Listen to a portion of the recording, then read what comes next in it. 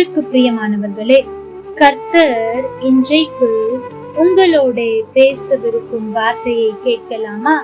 ஏசாயா 48 அதிகாரம் 17 இஸ்ரவேலின் பரிசுத்தராயிருக்கிற உன் மீட்பரான கர்த்தர் சொல்லுகிறதாவது, பிரயோஜனமாயிருக்கிறதை உனக்கு போதித்து நீ நடக்க வேண்டிய வழியிலே உன்னை நடத்துகிற உன் தேவனாகிய கர்த்தர் நானே. தேவஜனமே, நீங்களும் நானும் தொழுது கொள்ளுகிற தேவன் ஏதோ ஒரு பாதையில் நடத்துகிறவர் அல்ல. பிரயோஜனமானவைகளை போதித்து போதித்து நடக்க வேண்டிய வழியில் நம்மை அழகாய் நடத்துபவர். உங்களில் எத்தனை பேருக்கு ஒரு விளையாட்டின் ஞாபகம் இருக்கிறது என்று எனக்கு தெரியவில்லை. அதாவது, இருவர் இருப்பார்கள். அதில் ஒருவர் கண்கள் கட்டப்பட்டிருக்கும், மற்றவர் கண்கள் திறக்கப்பட்டிருக்கும்.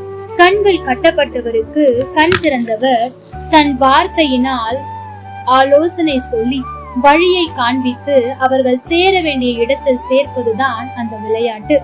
இதற்கு நடுவில் சுற்றியுள்ளவர்கள் கண்கள் கட்டப்பட்டவரை திசை திருப்ப அநேக காரியங்களை பேசுவார்கள்.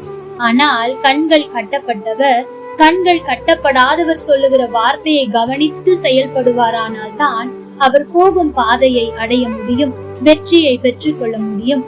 அதே போலத்தான் இந்த உலகத்தில் எக்கச்சக்கமான இடரலான வார்த்தைகள் கேட்டுக்கொண்டே இருக்கின்றன. ஆனால் நாம் யார் வார்த்தையை கவனிக்கிறோம், யாருக்கு செவி கொடுக்கிறோம் என்பதை பொறுத்தே நாம் சென்றடையும் இடத்தை நிர்ணயிக்க முடியும். இந்த 48 அதிகாரத்தில் ஆண்டவர் இரண்டு ஆலோசனைகளை, அதாவது அறிவுரைகளை கொடுக்கிறார். அது என்ன தெரியுமா? 14 இருக்கிற இடம் பாவம் நிறைந்ததாயிருக்கலாம், ஆனால் நீ என்னை பிரியப்படுத்த முயற்சி செய்வாயானால் பாவம் நிறைந்த இடத்திலும் என் சித்தத்தை உன்னால் நிறைவேற்ற முடியும். அதாவது, ஒன்று, பாவம் நிறைந்த இடத்திலும் நான் ஆண்டவருக்காய் வாழ்வேன் என்று வைராக்கியமாயிரு. இல்லை என்றால் 20 சொல்லுகிறதை செய். அதாவது, அந்த இடத்தை விட்டு புறப்பட்டு ஓடு என்று ஆண்டவர் அறிவுரை கொடுக்கிறார். தேவஜனமே, ஒன்று, உங்களை உங்கள் கட்டுப்பாட்டிற்குள் வைக்க பழகுங்கள். இல்லை, என்னால் என்னை கட்டுப்படுத்த முடியாது என்றால், நான் இங்கே இருந்தால் இந்த பாவத்தை செய்து விடுவேன் என்று பயப்படுவீர்கள் என்றால் உடனே அந்த இடத்தை விட்டு ஓடுங்கள் என்று கர்த்தர் போதிக்கிறார்.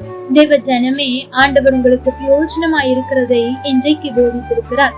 இதற்கு கீழ்ப்படியுங்கள், ஆசீர்வாதத்தை பெற்றுக் கொள்ளுங்கள். கர்த்தர் தாமே உங்களோடு கூட இருந்து உங்களை ஆசீர்வதிப்பாராக. ஆமென். லைக் பண்ணுங்க, ஷேர் பண்ணுங்க, கமெண்ட் பண்ணுங்க.